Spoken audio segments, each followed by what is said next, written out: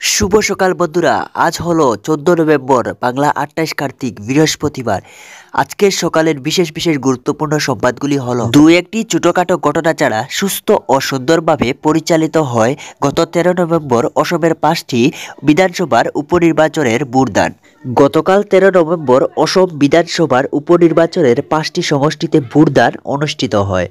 প্রশাসনের কড়া নিরাপত্তায় গতকাল সুস্থ এবং সুন্দরভাবে অনুষ্ঠিত হয় ভোটদান। গতকাল কাছাড়ের দলাইয়েও অনুষ্ঠিত হওয়া ভোটদানে বড়সড় কোনো ঘটনা ঘটতে শোনা যায়নি। সুস্থ এবং সুন্দরভাবে অনুষ্ঠিত হয়েছে বলে জানা গেছে।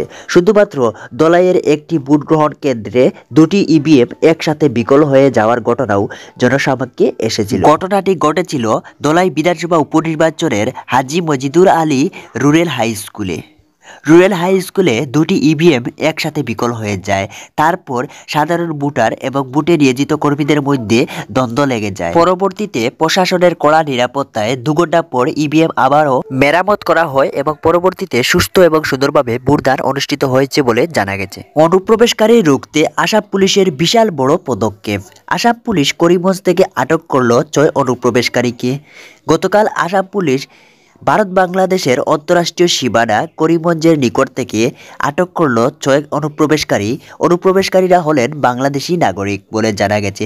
বিস্তারিত থাকবে প্রতিবেদনে। ত্রিপুরা রাজ্যে আটক হলো এক ভুয়া টিটি। ত্রিপুরার কৈলাস শহরে আটক হলো এক ভুয়া টিটি।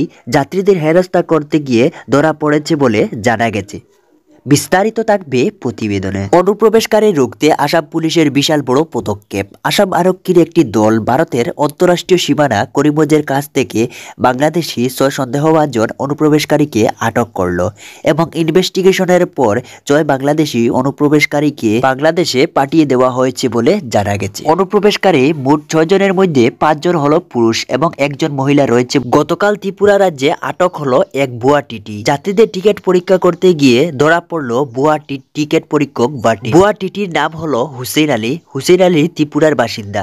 হুসেন আলীকে মেনু রেল স্টেশনে আটক করেছে রেল পুলিশ। বর্তমানে হুসেন আলী রেল পুলিশের হেফাজতে রয়েছে এবং পুলিশ ইনভেস্টিগেশনের কাজ চালিয়ে যাচ্ছে বলে জানা গেছে। বন্ধুরা, এই হলো আজকের সকালে গুরুত্বপূর্ণ সংবাদ। পরবর্তী আপডেট পেতে আমাদের চ্যানেলটিকে সাবস্ক্রাইব করে রাখুন।